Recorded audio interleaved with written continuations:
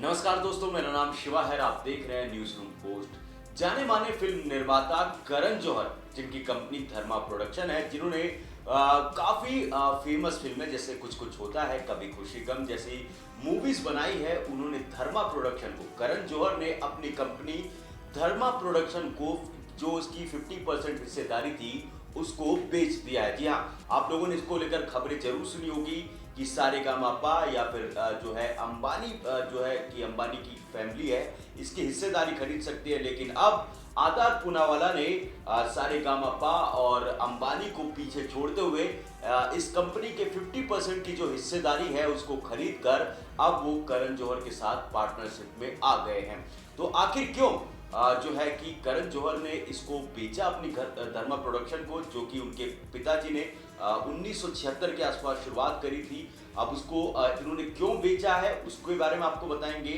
आदार पूनावाला ने इसको लेकर क्या कुछ कहा है उसके बारे में बताएंगे।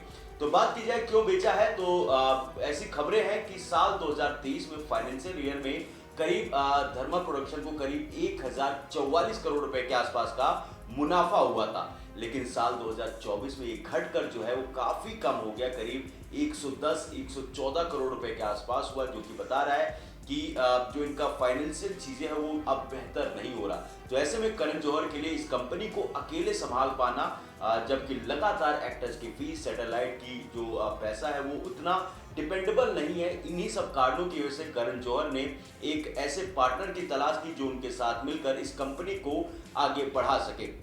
इसकी वजह से जो है कि काफ़ी लोगों से बातचीत चल रही थी, बड़े बड़े उद्योगपतियों से बातचीत कर रही थी। शुरुआत में खबर तो ये थी कि सारेगामापा बहुत ज़्यादा इंटरेस्टेड है, पर सबको पीछे छोड़कर करीब 1000 करोड़ रुपए में आदार पूनावाला ने यहाँ पर जो धर्मा प्रोडक्शन की 50% स्टेक्स है उसको अपने नाम कर लिया। और अब वो करण जौहर के साथ जो है इस कंपनी को आगे बढ़ाएंगे। और अब इसको लेकर जो है कि आदार पूनावाला का बयान भी है, आपको हम वो बताएंगे कि उन्होंने क्या कुछ कहा है। पूनावाला ने कहा कि I am delighted to have the opportunity to partner with the one of the most iconic production houses in our nation along with my friend Karan Johar. We hope to build and grow Dharma and scale even greater heights in the years to come.